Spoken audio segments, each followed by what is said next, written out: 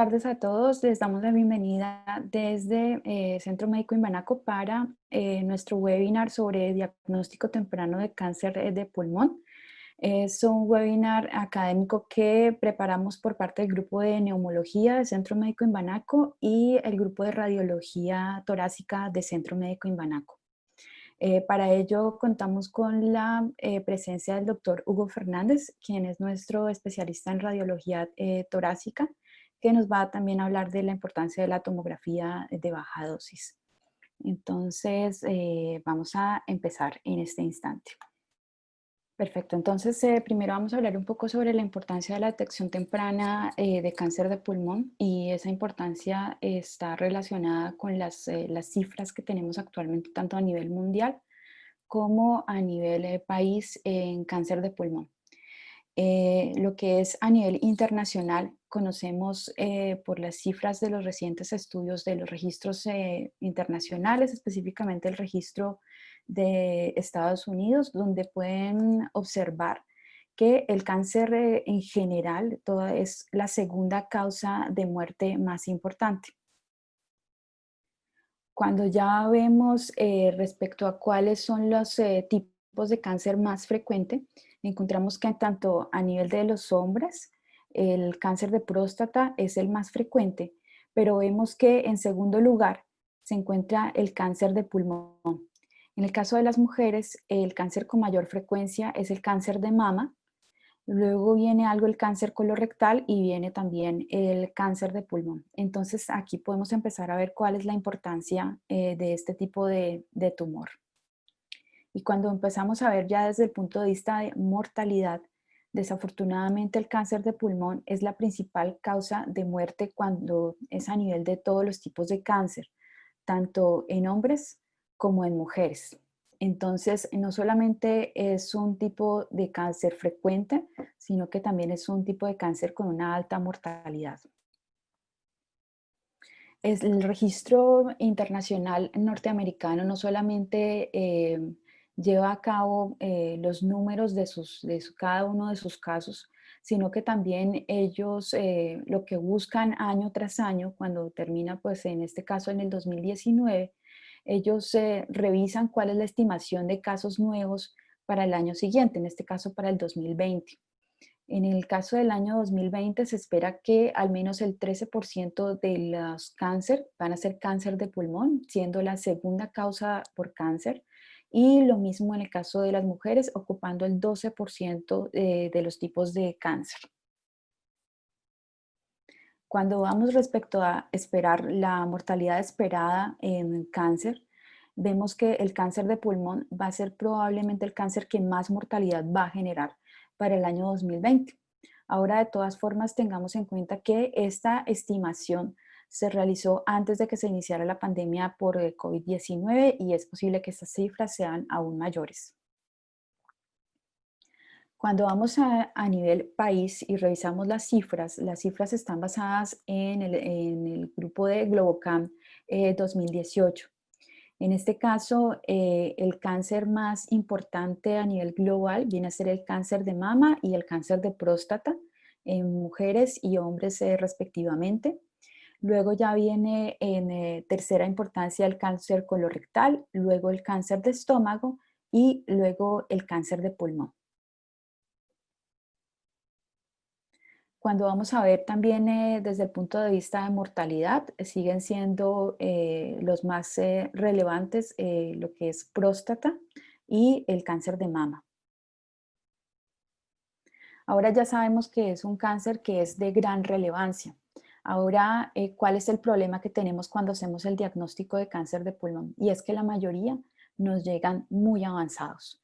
Y ustedes van a ver que más del 57% de los pacientes cuando llegan con diagnóstico de cáncer de pulmón están en un estadio avanzado, más de la mitad de los pacientes. Y eso es a nivel internacional.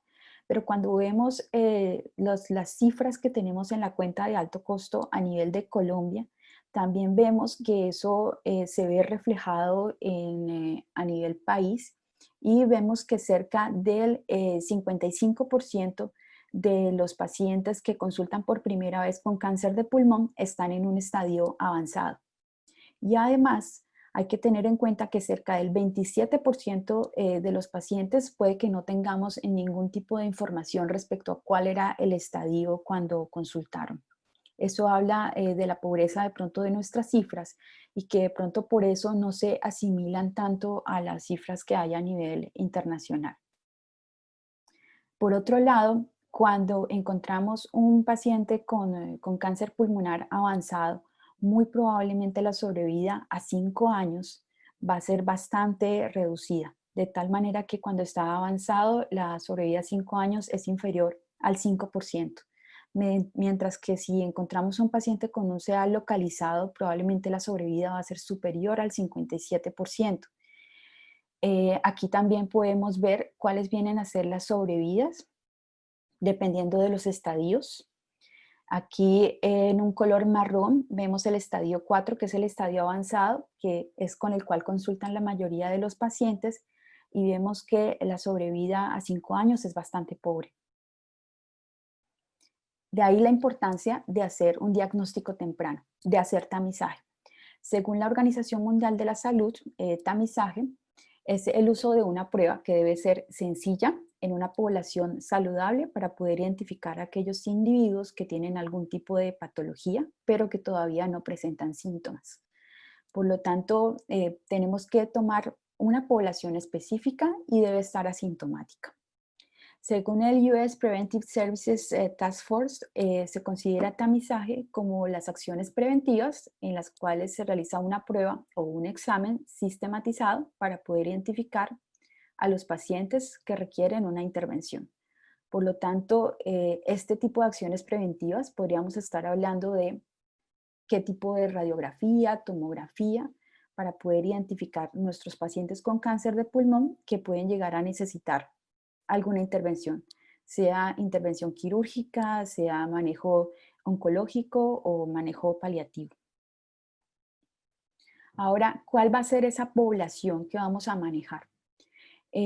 Según estos registros a nivel de Estados Unidos, lo que se pudo observar con el paso de los años es la gran relación que hay entre el consumo de cigarrillo, tanto el consumo de cigarrillo activo como la historia de consumo de cigarrillo, que está directamente relacionada con el aumento del riesgo de mortalidad secundaria al cáncer de pulmón. Entonces ya nuestra población se va reduciendo y empezamos a encontrar a quienes vamos a tamizar. Entonces vamos a empezar a tamizar a personas que han sido fumadoras, pero no solamente cualquier tipo de personas fumadoras. También vemos que esa mortalidad se ve incrementada en cierto rango de edad. Entonces ahí también vamos a empezar a ver qué pacientes vamos a tamizar.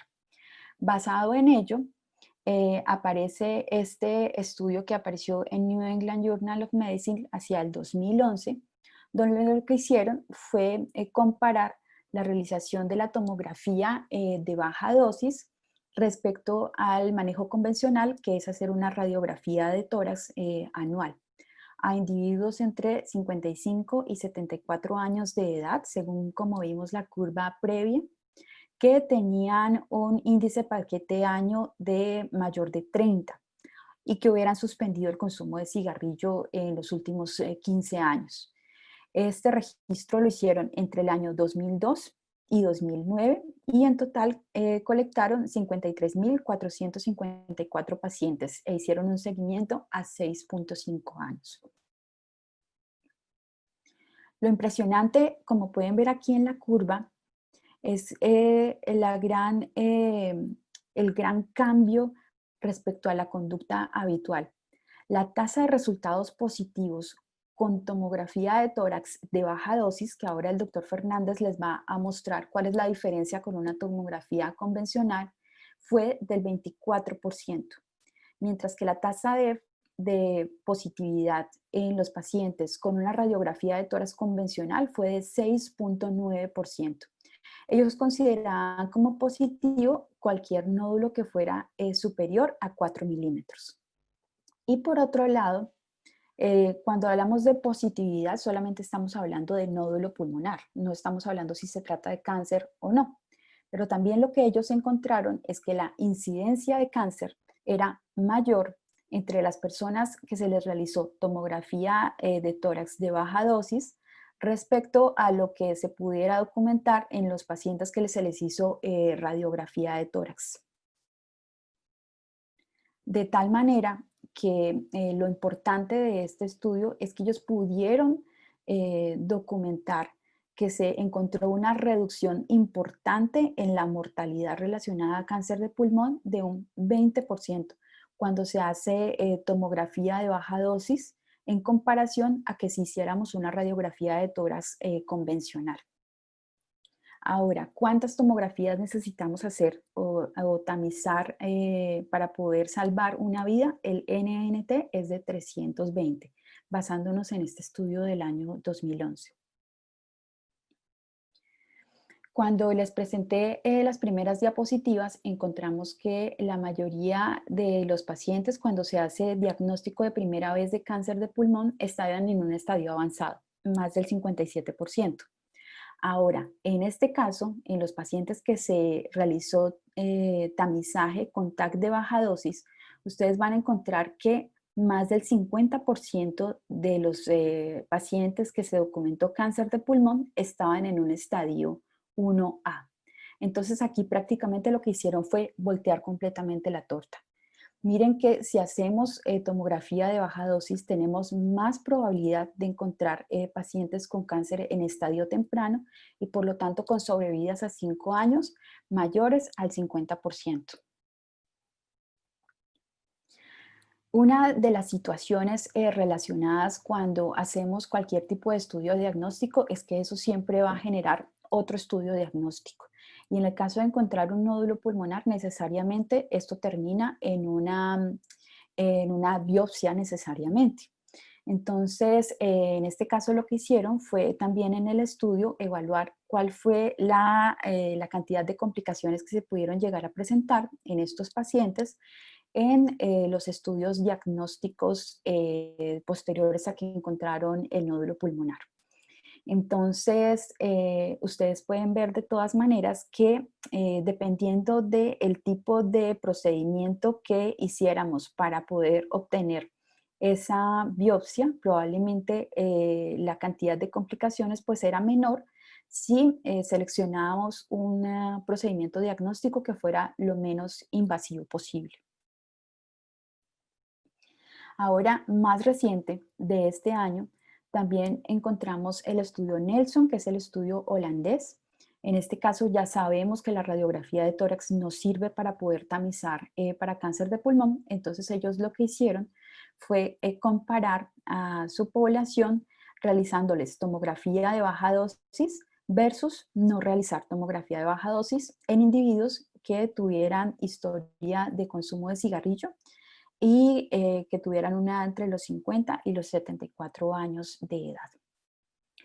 Al igual que el estudio anterior, el del 2011, ellos también pudieron documentar que había una reducción importante de la mortalidad muy similar al 20% como en el otro estudio anterior en el grupo al cual se le realizaba diagnóstico temprano mediante TAC de baja dosis. Al igual que en el estudio anterior, también encontraron que la mayoría de los pacientes a los cuales se les hizo diagnóstico por TAC de baja dosis con cáncer de pulmón, la mayoría eran estadios tempranos, en un estadio 1A, mientras que los pacientes que estaban en un estadio avanzado 4 fue solamente bastante pequeño, del 9.4%. Ahora, ¿cuáles son los riesgos y cuáles son los beneficios de realizar estudios de tamizaje en cáncer de pulmón? Pues el principal beneficio es el que han mostrado los estudios y es la reducción de mortalidad de un 20% por cáncer de pulmón. Por otro lado, lo que les mostraba y es que al menos tenemos la posibilidad de poder hacer diagnósticos más tempranos en estadios 1A, por ejemplo. Reducción en mortalidad, no solamente por cáncer de pulmón, sino reducción por todas las causas. La posibilidad de poder incluir a los pacientes en un programa de cesación de tabaco Y por otro lado, lo que antes se consideraba de alguna forma un problema, en realidad ahora no lo es tanto y ahora el doctor Fernández les va a comentar y es el asunto de la radiación a la que todo el mundo le teme, pero estamos hablando de una tomografía de baja dosis. La principal dificultad que tenemos con este tipo de estudios son los falsos positivos y los hallazgos incidentales. Por eso es de suma importancia que estos pacientes se deben evaluar mediante un grupo multidisciplinario en el cual pueda participar neumología, pueda participar cirugía torácica, patología, radiología torácica, e incluso el grupo de cuidados paliativos. Porque cuando encontramos un nódulo pulmonar no es solamente encontrarlo y sacarlo, porque obviamente cualquier tipo de procedimiento conlleva también complicaciones, sino que se necesita saber qué hacer con ese nódulo. Lo vamos a seguir, es posible que sea benigno, es posible que sea maligno, lo vamos a biopsiar, cuál es el mejor método de biopsia y que sea lo menos invasivo para el paciente, porque lo más importante es evitar el sobrediagnóstico y por lo tanto evitar el sobretratamiento. Queremos ayudar, pero no generar problemas con este tipo de procedimientos. Por lo tanto, es de suma importancia que tengamos claridad respecto a las guías tanto nacionales como internacionales de qué hacemos con esos nódulos pulmonares cuando son tan pequeños como menos de 6 milímetros o cuando ya empezamos a ver nódulos mayores a 6 milímetros, 8 milímetros o más de 8 milímetros. Le vamos a hacer seguimiento, le vamos a hacer biopsia. Este tipo de situaciones y los flujogramas como tal los debe tener claros los grupos multidisciplinarios que van a indicar una tomografía de baja dosis.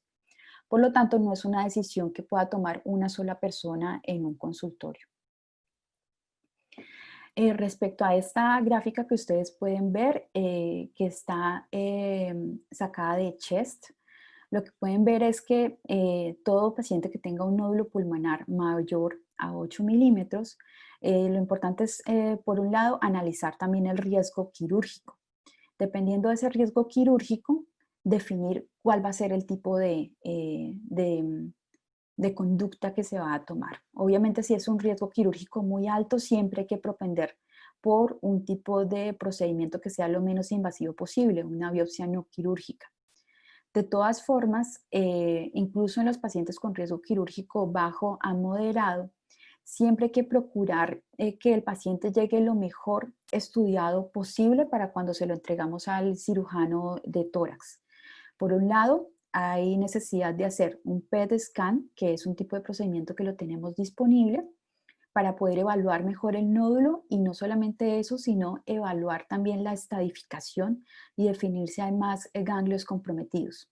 Y posteriormente, realizar algún tipo de biopsia que se debe propender por hacer inicialmente biopsias que sean lo menos invasivas posibles para que ya con ese resultado de esa biopsia se pueda entregar el paciente con un diagnóstico y por lo tanto con un plan definido para el momento de la cirugía si es que el paciente lo necesita.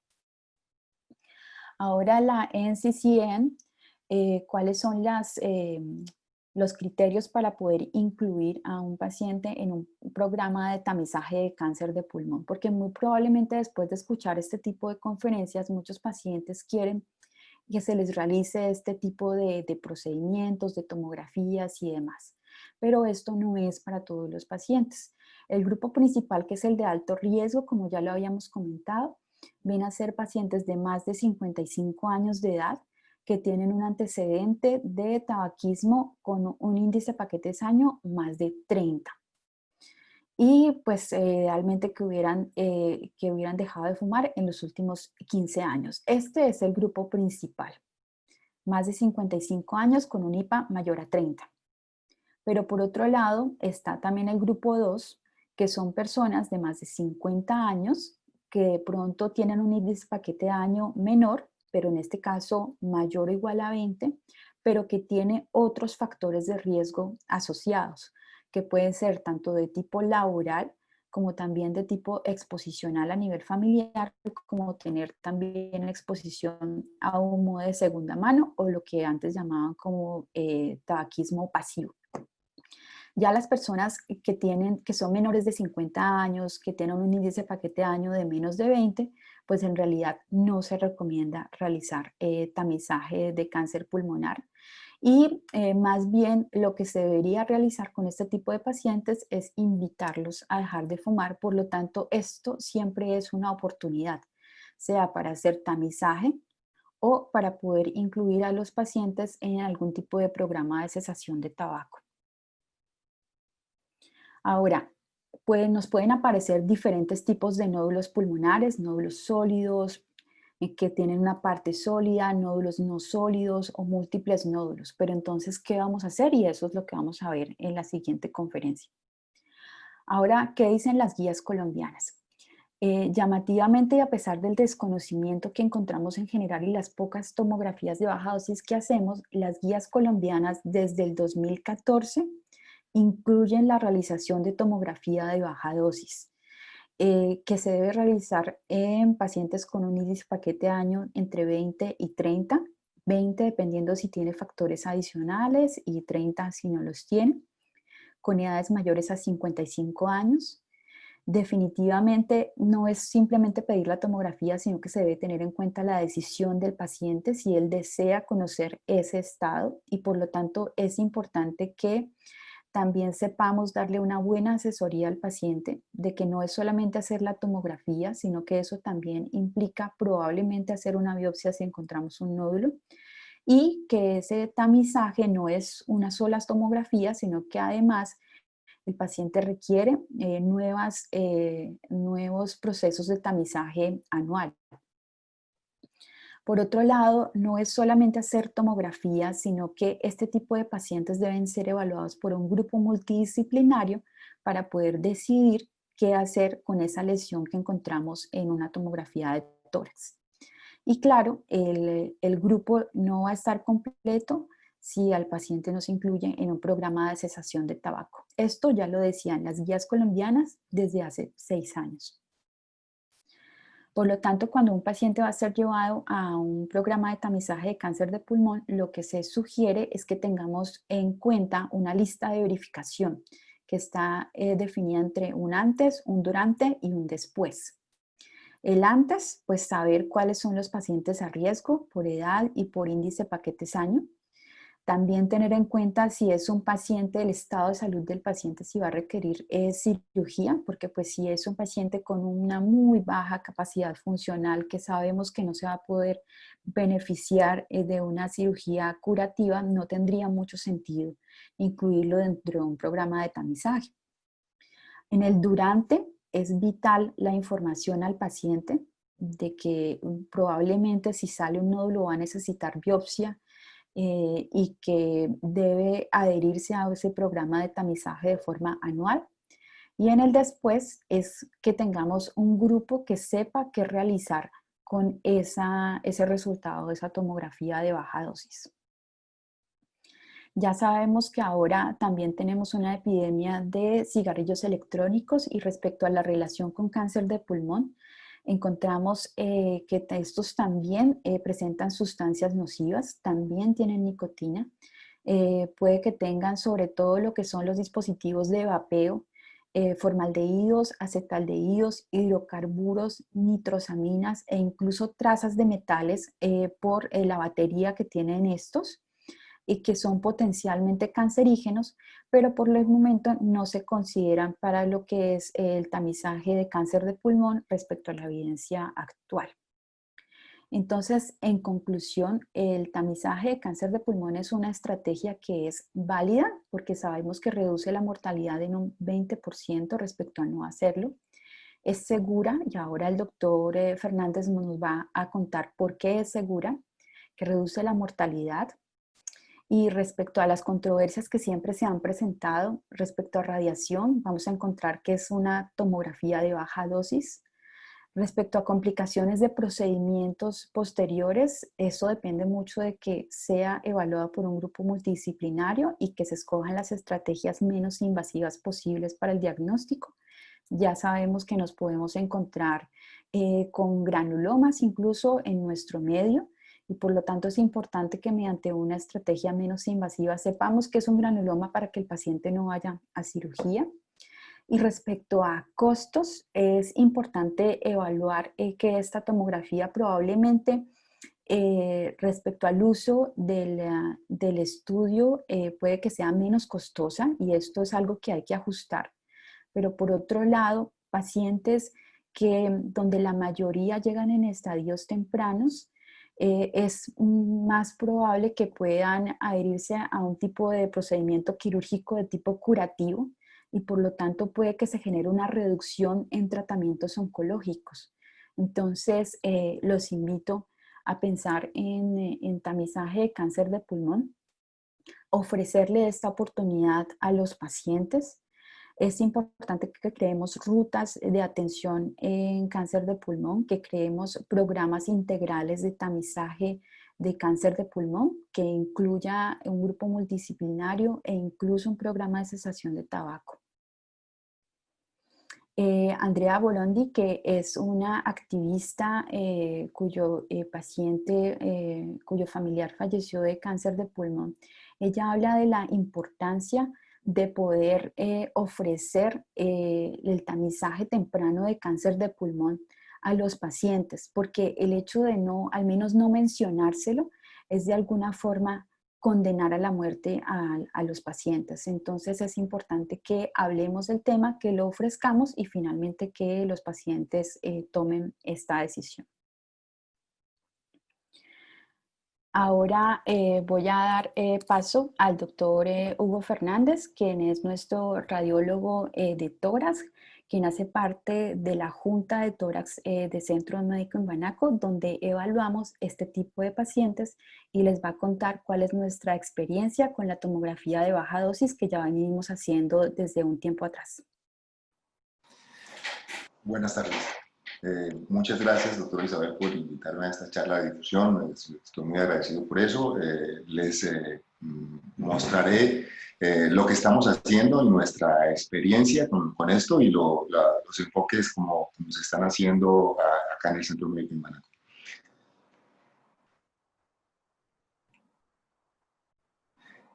Cuando empezamos a utilizar radiación ionizante o con todos los métodos diagnósticos con los que utilizamos radiación ionizante, el principio ALARA, que es una sigla en inglés que traduce tan bajo como sea posible, es el principio básico que usamos y la idea para ponerlos a ustedes en contexto de cuánta radiación tiene una radiografía de tórax. Hay una unidad internacional que es el Siever y el millisiever, ¿cierto? Esa es la unidad con la que se mide la radiación, con la que hacemos nuestros exámenes diagnósticos con radiación ionizante. Para que ustedes tengan como una idea de cuánta es la radiación que tiene una radiografía de tórax, les voy a decir que en un año una persona normal que se expone al sol, no estamos hablando de un pescador, sino de una persona normal y corriente, recibe 3 milisieverts de radiación. Una radiografía de tórax, proyección PA y lateral, o sea, proyección, las dos proyecciones utiliza 0.2 milisieverts y un TAC de tórax común y corriente con contraste da más o menos una radiación de 7 milisieverts. Como ustedes ven, es una gran cantidad de placas de tórax las que están haciéndose con una tomografía con contraste, con una buena máquina. Nosotros tenemos una buena máquina. El Colegio Americano de Radiología publica estas dosis de radiación para ponerlos a ustedes en contexto. Una radiografía de tórax en proyección PA, 0.1 milisieverts, una mamografía en las 4 proyecciones, 0.4 milisieverts, una radiografía de columna toracolumbar, 1.5 milisieverts, y esto aquí lo dejo como una cosa muy importante porque un TAC de baja dosis se acepta como baja dosis cuando es hasta de 1.5 milisieverts. O sea, es más o menos igual a una radiografía de columna, para que tengan como la idea. El TAC de tórax convencional 7 milisieverts, un TAC de abdomen 7 milisieverts, una angiotomografía coronaria se acepta hasta 12 milisieverts como una buena práctica, y un protocolo de nódulo pulmonar yo lo coloco ahí en signo de interrogación. Esto no está en la página del Colegio Americano de Radiología, lo coloco yo como un signo de interrogación porque les voy a contar que en un protocolo de nódulo pulmonar uno hace una fase simple en la que más o menos le pone 3 milisieverts, una fase arterial en la que le pone otros 3 milisieverts, y sobre el sitio donde está el nódulo hace una fase de 1 minuto, una fase de 2 minutos y otra fase de 4 minutos. Eso nos da más o menos en un paciente de 70 kilos entre 9 y 10 milisieverts de radiación en un protocolo de nódulo pulmonar.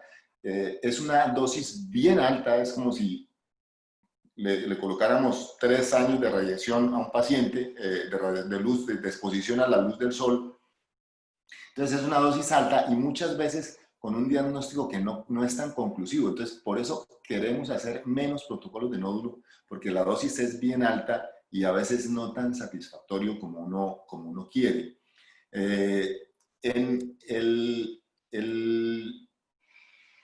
La radiografía de tórax tiene, como ustedes ven aquí en este diagrama, muchas zonas que son oscuras para nosotros por superposición de estructuras. Miren, los nódulos que están en las regiones apicales son los más malignos. Y en esta zona es donde más superposición de estructuras óseas están las clavículas, están los arcos costales, y se nos pueden pasar muchos nódulos. También en esta zona que está pegada al corazón y en esta zona que está sobre el diafragma.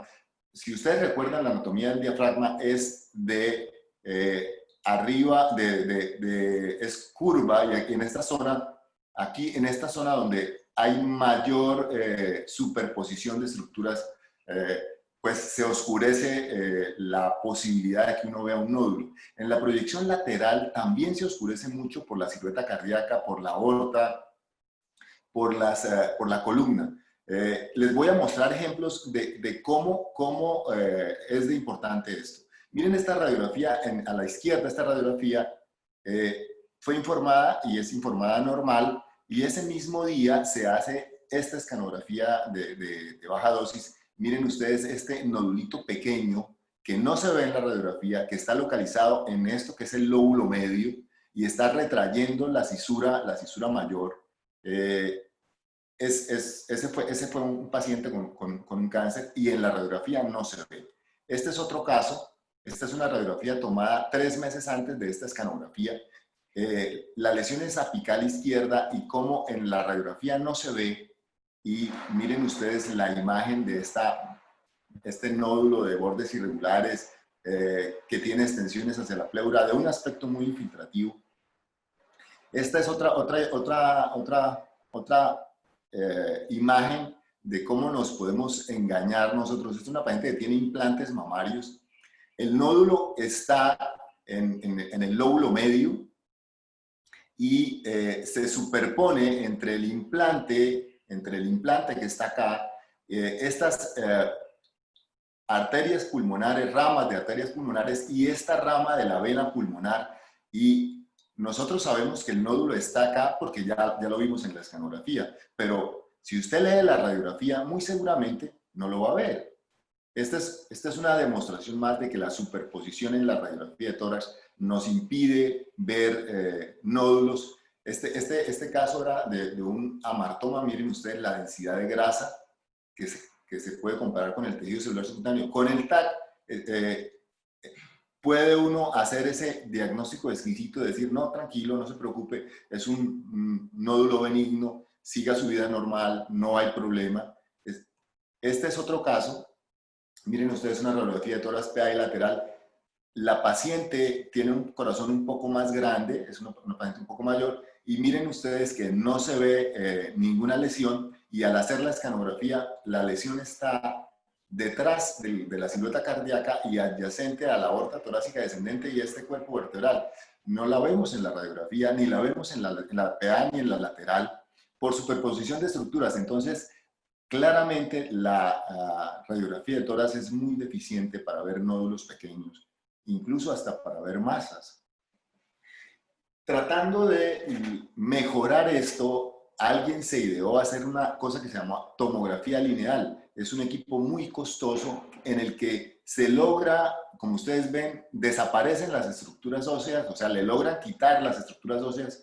Es una radiografía modificada con un poquitico más de radiación que la radiografía normal, pero el rendimiento al comparar el TAC de baja dosis con esta radiografía, esta tomografía lineal, fue muy deficiente en la tomografía lineal y por eso no se tuvo en cuenta. Entonces voy a hablarles un poco sobre el Colegio Americano de Radiología publicó un artículo dando los lineamientos del TAC de baja dosis y ellos decían que con 120 kilovoltios y 40 mA más o menos se podían hacer escanografías hasta 1.5 milisieverts con un grosor de corte de 1 cada 1 milímetro. Uno se adapta a lo que tiene. Nosotros tenemos en Imbanaco una máquina buena, tenemos un 128.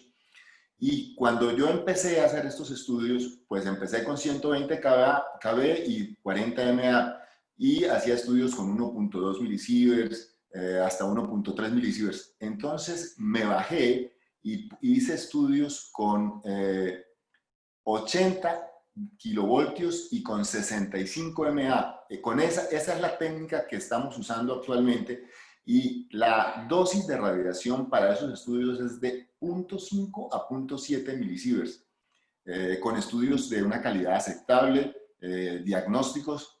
Entonces, en este momento, con la máquina que tenemos, la dosis de radiación que estamos usando para hacer los estudios va de 0.5 a 0.7 milisieverts, más o menos como hacer 3 o 4 radiografías de tórax, para que ustedes tengan una idea. O sea que es muy baja la dosis y muy diagnóstico el examen. Entonces, la dosis de radiación en este momento para hacer el estudio de tamizaje no es ninguna contraindicación. La dosis de radiación es muy baja, es muy aceptable y podemos quitarnos ese mito de una vez de que vamos a irradiar al paciente. Si hacemos un TAC de baja dosis cada año, le estamos poniendo 0.5 o 0.7 milisieverts, le estamos poniendo menos de 1 milisievert por año. O sea, es muy aceptable la dosis y no se contraindica y no da ninguna alteración en la seguridad del paciente.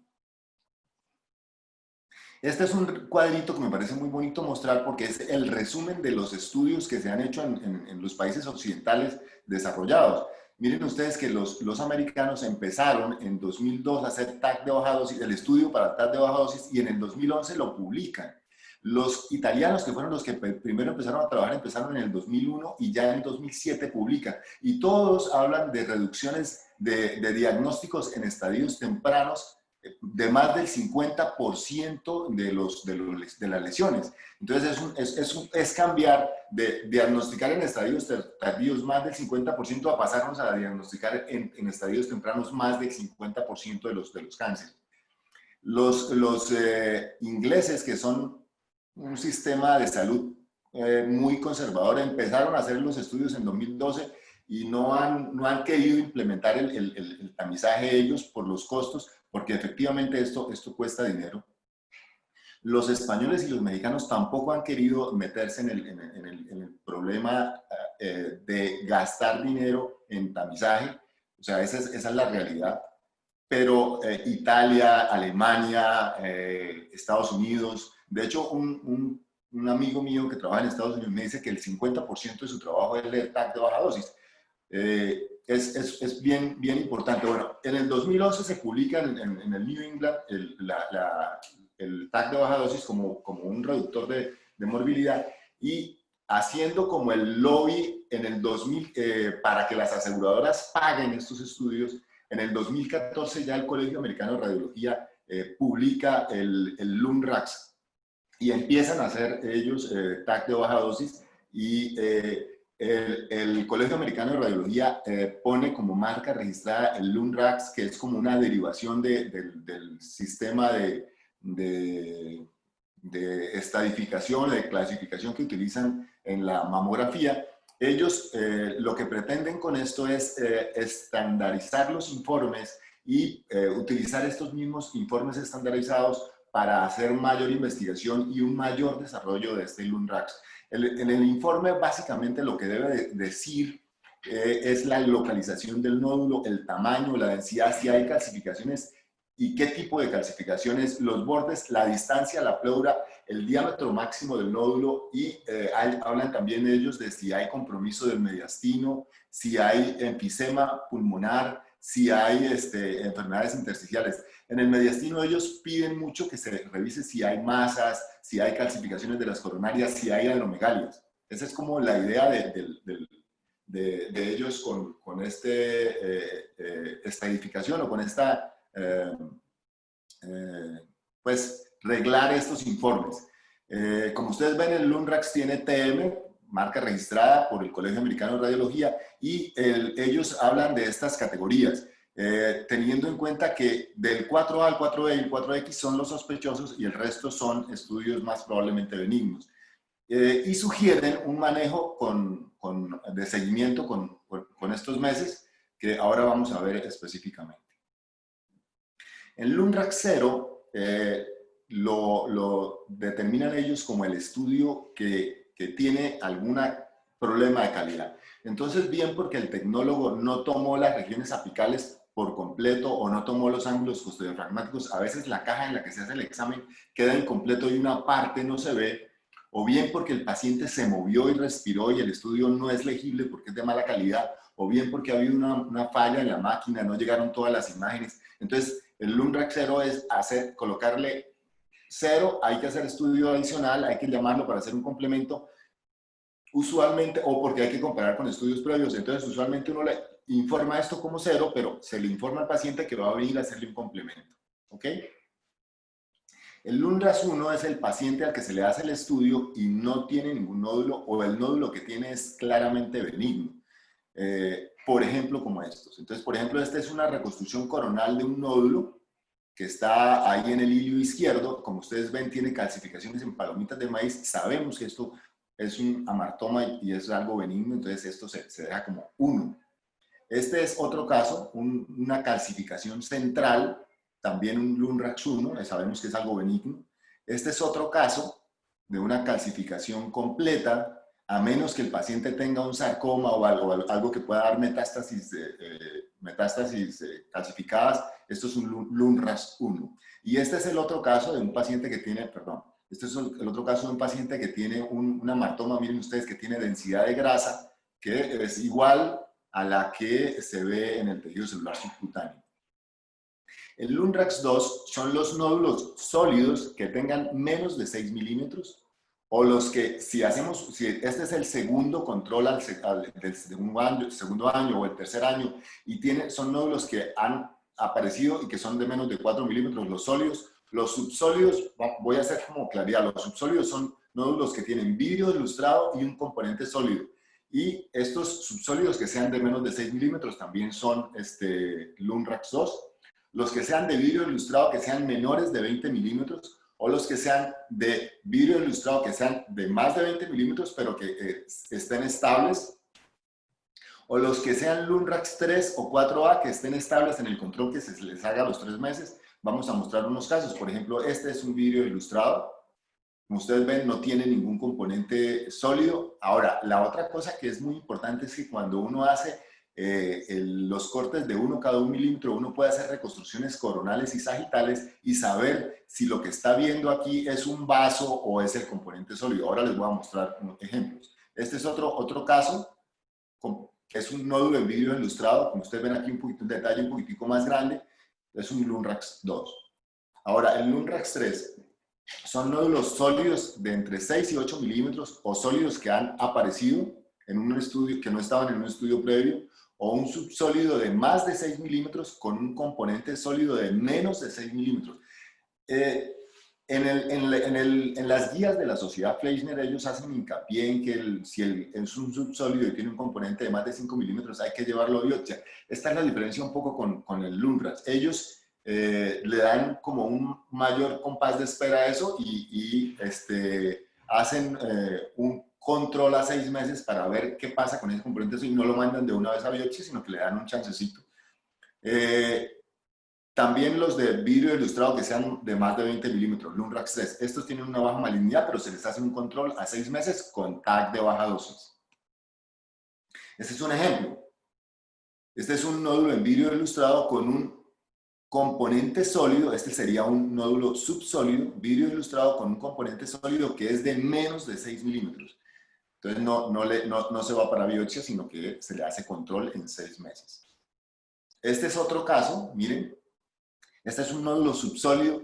Tiene una cosa que le pone a uno un poquitico de angustia, y es que tiene una extensión pleural hacia la cisura mayor, ¿cierto? Y tiene algo de broncograma aéreo. Eso es un signo que no es tan bueno. Le colocaron Lunrex 3, perdón, en este caso, y se hizo control a los 6 meses. Miren, desapareció. Muchos nódulos en vidrio ilustrados son procesos inflamatorios que se resuelven solitos y que no van para biopsia. Por eso, hacerles control a los 6 meses o a los 3 meses es una buena posibilidad. El Lunrex 4A son nódulos mayores de 8 milímetros y hasta 15 milímetros. O nódulos sólidos a los que se les hace un control y que han crecido menos de 8 milímetros, pero que han aumentado de tamaño. O de nueva aparición que midan entre 6 y 8 milímetros. O subsólidos con un componente sólido entre 6 y 8 milímetros, y vidrio ilustrado con un nuevo componente sólido de menos de 4 milímetros, o nódulos endobronquiales. Estas es como las categorías en las que están, y estos se van a control en 3 meses. La diferencia con la sociedad Fleischner es que ellos, cuando tienen un subsólido con un componente sólido de más de 6 milímetros, lo mandan de una vez a biopsia. Estos le hacen un control de baja dosis en 3 meses. Y bueno, está bien, si no cambian los 3 meses, pues se va para biopsia. Si el componente sólido tiene más de 8 milímetros, se le puede hacer PET. Si el componente sólido tiene menos de 8 milímetros, no vale la pena hacerle PET porque no va a captar seguramente. Este es un caso, miren ustedes, esta es la reconstrucción. Este es el corte axial. Como les decía, con los vasos a veces tiene uno, o sea, el vaso puede parecer el componente sólido. Entonces, para hacerle una mejor evaluación al nódulo, uno lo que puede hacer es que lo pone en reconstrucción coronal y le hace proyección de máxima intensidad. Se le hace un poco de postproceso. Se puede hacer, y miren aquí, pudimos notar que el nódulo mide más de 6 milímetros y pues ya, ese es un Lunrex 4A, ¿ok? El Lunrex 4B son los nódulos sólidos que son de más de 15 milímetros, los que han aumentado más de tamaño, los que son subsólidos con un componente sólido de más de 8 milímetros, ahora ya les voy a mostrar, o los vidrio ilustrados con un componente sólido de más de 4 milímetros, con vidrio ilustrado que en un estudio previo estaban limpios, eran solo vidrio ilustrado, y que les aparece un componente sólido. Ustedes, ese componente sólido puede ser muy maligno, y entonces estos van para biopsia o PET. Les voy a mostrar ejemplos. Por ejemplo, más de 15 milímetros, bordes irregulares, sólido, es un 4B. Este también, sólido, de bordes irregulares, este tiene por lo menos 25 milímetros, es un 4B. Este es un vidrio ilustrado, mírenlo, vidrio ilustrado, con extensión pleural y con componente sólido que mide más de 8 milímetros, 4B. Este es otro, miren, tiene enfisema pulmonar, y tiene esta lesión muy fea con extensiones pleurales. Este es un 4B. El Lunrex 4X, cuando empecé a hacer este TAC de baja dosis y me leí el 4X, yo no le encontraba mucha aplicación, pero en la medida en que uno lo va usando, va encontrándole la razón de ser a esto. Miren este nódulo subsólido, mírenlo, no tiene componente sólido. Lo que vemos aquí es un bronquio y un vasito que están pegaditos ahí, no tiene componente sólido, ¿cierto? Pero tiene estos bordes irregulares. Con estos bordes irregulares, un vidrio ilustrado así, un 4X mandándolo a biopsia o hacerle un seguimiento a 3 meses, está bien. Porque uno podría ponerle, sería un vidrio ilustrado que no tiene un componente sólido, sería un 3, ¿cierto? Pero este 4X nos da la posibilidad de mandarlo a biopsia o hacerle seguimiento a 3 meses. Este otro, miren ustedes, un vidrio ilustrado puro, no tiene componente sólido, pero tiene este broncograma aéreo que para mi gusto también es muy sospechoso, es muy maligno, y este lo puede colocar uno como 4X y mandarlo a seguimiento a 3 meses o a biopsia si se puede. Estos son unos casos que tenemos ya de nuestra experiencia, se los voy a mostrar. Miren, esta es una radiografía normal de este paciente. Pues es el escanigrama, y en el escanigrama no se ve el nódulo, ¿cierto? Y miren ustedes el nodulito, acá está, está retrayendo la cisura mayor. Y mírenlo acá, el detalle, es un nódulo muy sospechoso, se llevó a biopsia, era un cáncer, se operó el paciente y el paciente está bien. Esta es la reconstrucción sagital de ese mismo nódulo. Listo. Este es otro caso. Miren la radiografía de tórax, no se ve nada. Y miren el nódulo, te voy a devolverme, el nódulo está en el lóbulo superior del pulmón derecho. Miren, búsquenlo, no se ve. Es un nódulo en vidrio ilustrado puro, muy bonita la imagen. Miren este broncograma aéreo y esta extensión pleural, operado el paciente con una buena evolución. Miren este otro caso. Como ustedes ven, este es un nódulo en vidrio ilustrado con broncograma aéreo, apical también. Esta ya lleva como 3 o 4 años y está muy bien. Mire, se le hizo biopsia y le fue muy bien. Este es otro caso, también este sería un 4X. Este es un paciente que tiene enfermedad intersticial un nódulo. Los pacientes que tienen enfermedad intersticial tienen más posibilidad de tener cáncer. Este es el caso que había mostrado de la señora que tiene este nódulo retrocardíaco, que pues, obviamente en la radiografía PA y lateral no se iba a ver, también operada. Este es el otro caso también. Este estaba en todo el lóbulo medio, en la parte más posterior del lóbulo medio, retrayendo la cisura mayor. No se ve en la radiografía de tórax, operada la paciente también y con buena evolución. Muchas gracias. Yo quiero que les quede claro que la dosis de radiación no es la limitante para hacer TAC de baja dosis. Tal vez la limitante puedan ser los costos, pero hay que entender que los costos se reducen cuando a un paciente se le quita un tumor en estadio temprano y pues se le da una esperanza de vida pues, buena. Muchas gracias. Muchísimas gracias al doctor Hugo Fernández por la espectacular conferencia. Nos queda bastante claro que este tipo de pacientes deben ser evaluados definitivamente por un grupo multidisciplinario, deben ser evaluados las tomografías. El encontrar un nódulo pulmonar no necesariamente implica a veces biopsia, porque como bien lo pudo mostrar el doctor Fernández, a veces con una buena evaluación de la tomografía de tórax podemos también tomar conductas, como nos lo mostró en varios casos. Doctor Fernández, una pregunta, ¿este tipo de procedimientos a la fecha tiene algún código CUPS? No, nosotros no tenemos el código CUPS. Se están haciendo como TAC de tórax simple y cuando hacen la solicitud de TAC de tórax simple le colocan abajo, usualmente paciente fumador, todo, se solicita TAC de baja dosis y he entrenado a los tecnólogos, lo estamos haciendo con ese protocolo que hemos ido afinando, llevamos ya 3, 4 años haciéndolo, hemos ido afinándolo y logramos de verdad pasarnos del 1.5 esperado a 0.5 y 0.7, que pues fue una cosa muy satisfactoria. O sea, la máquina que tenemos nosotros es buena y sí lo estamos haciendo. No tiene CUPS. No tiene CUPS. Por acá me preguntan si esto necesita medio de contraste para evaluar mejor el nódulo pulmonar. No usamos medio de contraste. Es prácticamente la forma, la morfología, la densidad, las características de imagen. Y no se usa medio de contraste. Y también, ¿qué tal es la calidad de la imagen? Si queremos, para poder ver estos nódulos cuando usted reduce el nivel de radiación, el nivel de milisieverts.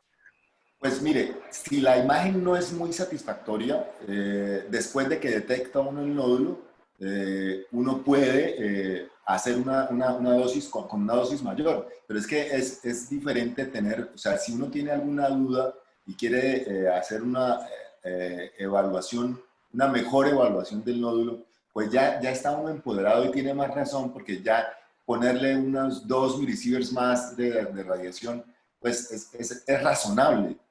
¿Cierto? Si uno quiere caracterizar mejor el nódulo, pues si encuentras un nódulo muy sospechoso, ponerle una dosis de radiación, uno está autorizado para hacerlo. Al día de hoy las guías van solamente como hasta un seguimiento de 3 años, por ejemplo, pero pues podemos tener pacientes de 60 años con una expectativa de vida mayor. ¿Hasta cuándo usted cree que deberíamos continuar el tamizaje? Pues mire, esa es una pregunta bien interesante. O sea, una de las cosas que se han encontrado los gringos es que ellos tienen una población muy vieja, ¿cierto? Entonces ellos, se supone que ellos están haciendo tamizaje hasta los 75 años. Y resulta que el paciente de 75 años es un paciente, como dice un famoso amigo, con un Karnowski de 100, o sea, un paciente que está íntegro. O sea, cómo le puede uno decir, oiga, no sigamos con el tamizaje con este paciente? O sea, no tiene presentación. O sea, yo pienso que eso es una cosa que está para reevaluar, porque es que cada vez la población nuestra es mayor y decirle a un paciente de 75 años, decirle a un paciente, nosotros tenemos médicos acá que tienen 77, 80 años y están muy bien. Entonces, decirle a ese doctor, oiga, no le vamos a hacer el TAC de toros a usted porque usted ya tiene 78 años, tiene 80 años.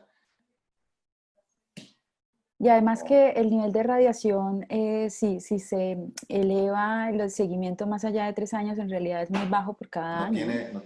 No tiene problema. O sea, le estamos poniendo 0.5, 0.7 milisieverts. Es como si se hiciera una radiografía, 2, 3 radiografías de toras al año. Claro.